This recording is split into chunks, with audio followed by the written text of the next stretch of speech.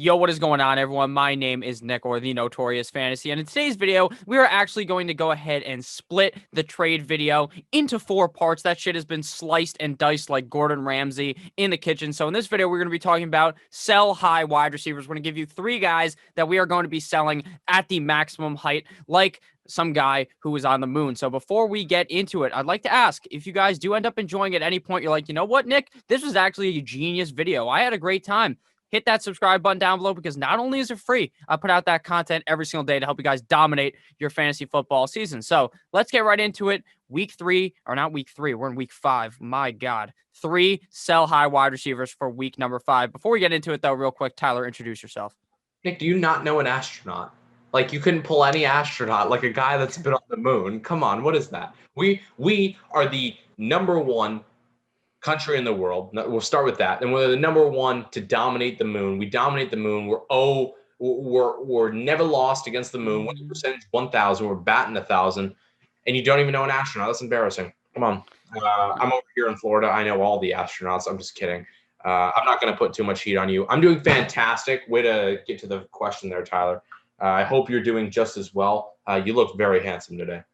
Thank you very much. I always do. So let's get right into it. We're talking about 3 guys here. You guys are going to want to be selling sky high at. Now, my first guy here, I only have 1 guy in this video. Tyler has 2. That's Odell Beckham Jr. of the Cleveland Browns. Now, this week he's going up against the Indianapolis Colts, which is kind of a poo-poo-ish matchup for wide receivers. But we know Odell Beckham Jr., he loves that poo-poo. I got the joke in there. So last week up against the Dallas Cowboys, Odell Beckham Jr. ran a certified train on that Dallas defense. 5 receptions, 8 targets, 81 receiving yards, 2 total tutties, 84.4 PPR points, and 38.4 PPR points, and 35.9 half PPR points. So he obviously put up a very big game in that matchup. Now, last week, the week before, he disappeared. And then the other week before that, he was really good. So is Odell Beckham Jr. and every other weak player? Who really knows? Regardless, I just feel like he cannot continue to put up games like this on a weekly basis. That Dallas defense is absolute ass cheeks.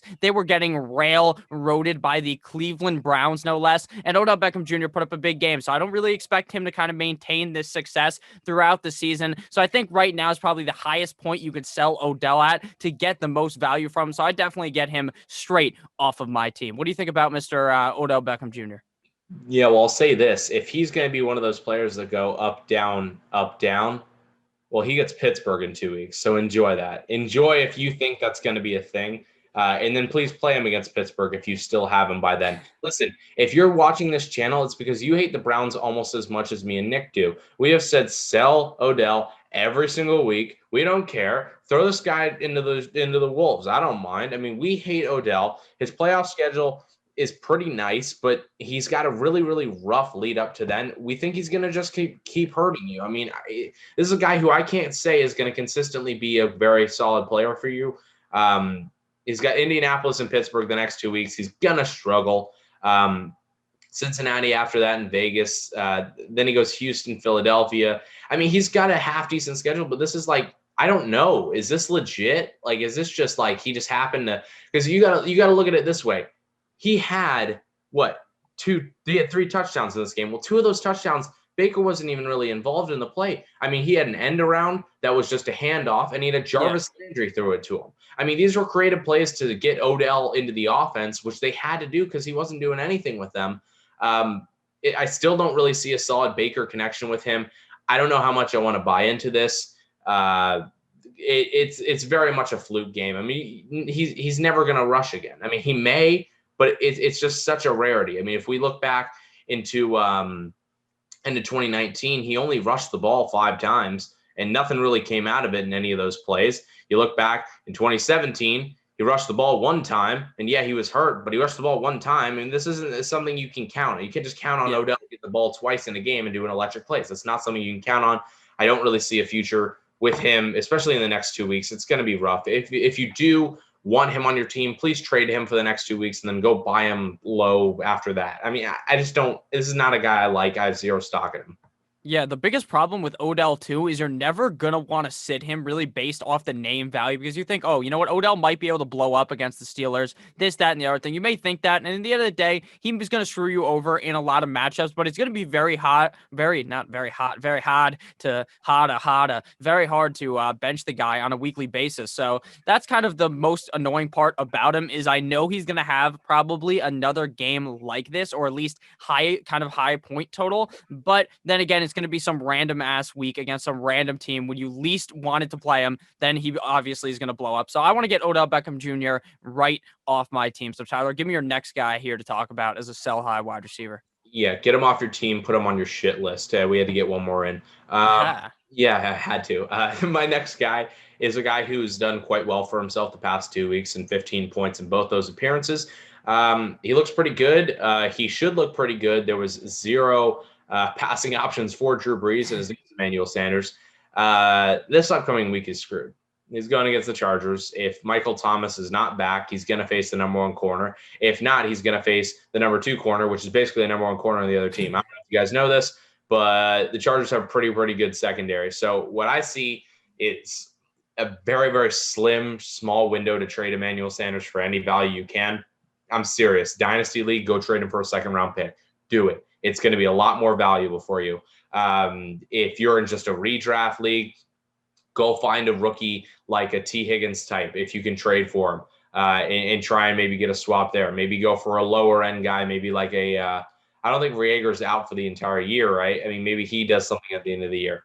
Go find a valuable guy. I would, you know what? I'm going to say this. If you can get a guy like in Dynasty, I'm talking, if you can get a guy like Michael Pittman for Emmanuel Sanders, you should be very happy. Pittman's a guy who I think down the stretch, how confident are you guys in Phillip Rivers actually being a legitimate player for this team? He has looked really rough. There's a challenge in what I'm seeing in connection to your receivers. They're having to depend on running the ball, and it's kind of been inefficient. You guys saw the 4 o'clock game. I mean, Nick, I'll ask you real quick. Your confidence in Phillip Rivers at all? No, not very good. My only confidence in him is that he has another kid in the next couple of years. Absolutely. So Jacob Eason, I genuinely believe, could potentially get a start at the end of the season. I mean, it's seriously, if this team's out of the playoffs, and that's a situation where you want Michael Pittman. Why? It's second team, and yeah, we're going into bio receiver, but not really. Second team in the practice is Jacob Eason, and the lower end wide receivers on the depth chart. Well, that's Pittman. Pittman's really not gotten a lot of action recently. So guess who's building that rapport in practice? It's Eason to Pittman. Pittman's a really good wide receiver. So that's who you should be looking to trade Emmanuel Sanders for. I mean, it's really more of a dynasty move. It's going to be harder to get him out of your system, out of your team in redraft. So dynasty, definitely look to get rid of Emmanuel Sanders.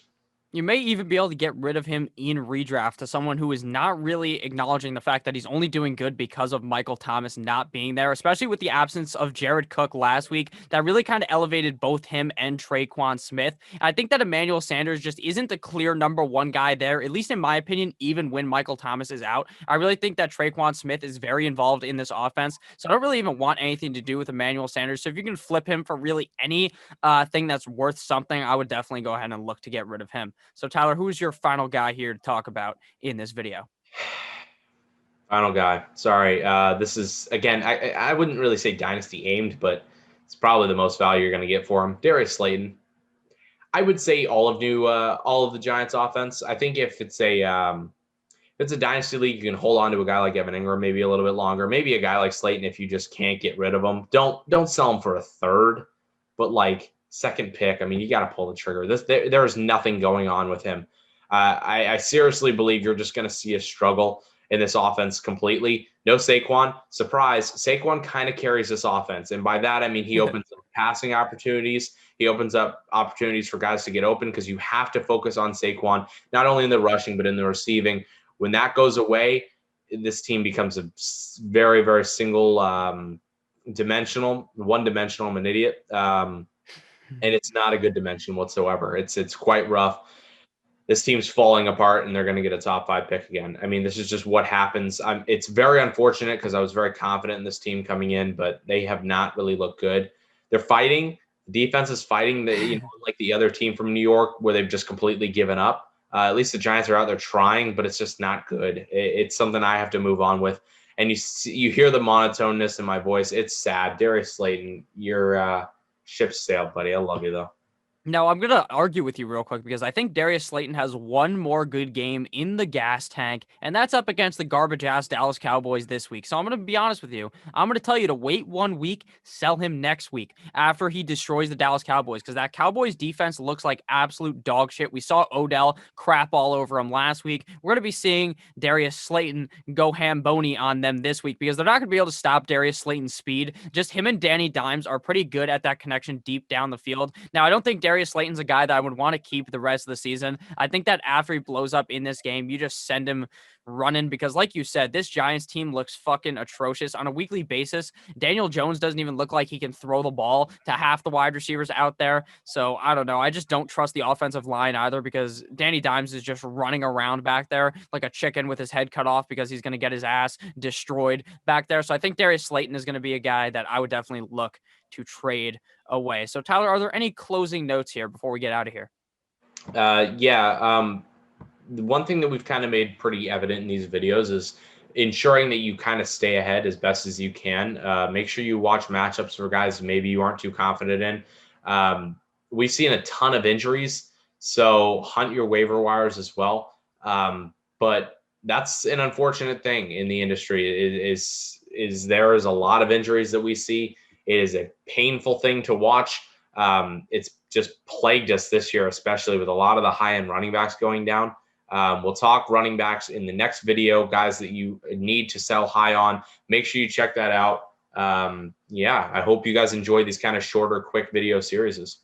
Yeah, definitely. And make sure you guys, real quick, Tyler just touched on the waiver wire. Make sure after your waiver wire cleared last night, as you guys are watching this, you're going to want to make sure to look on there again to make sure you find some guys because people always end up dropping someone and you just don't end up noticing unless you check. For instance, in one of my leagues, someone dropped Deebo Samuel after week 2 and I never noticed, and someone picked him up week 3 and I felt like a real dumbass. So don't be like me. Be a true champion. Go ahead and look at that waiver wire after everyone's cut on Tuesday night. So thank you guys all for watching this video. If you ended up enjoying, please make sure to hit that subscribe button down below. Make sure you check out Tyler at Tyler Moss NFL on Twitter. Thesporter.site, I believe, is the website as well. Yes, sir. So check that out down below. Have a great rest of your guys' day, and I'll see you guys later with another banger of a video. Good boy.